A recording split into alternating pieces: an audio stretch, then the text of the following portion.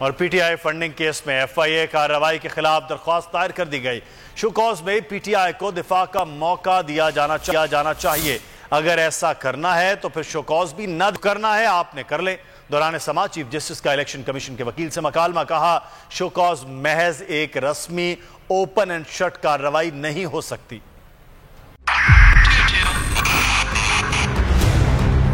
2022 बहुत सारे तोहफे भी देखे गया पाकिस्तान की आवाम को।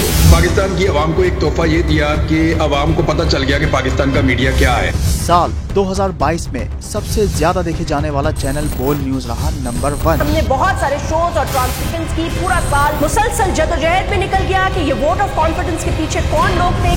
तोड़े रेटिंग के सभी रिकॉर्ड। सोशल मीडिया पर भी सबसे ज्यादा तेजी से 2.4 बिलियन व्यूज का संगे मील अबूर किया। एंकर्स को भी आवाम में सबसे ज्यादा मकबूलियत मिली और सोशल मीडिया पर भी बोल रहा सब पर भारी। सब्सक्राइब करें और बेल दबाएं ताकि कोई खबर रह न जाए।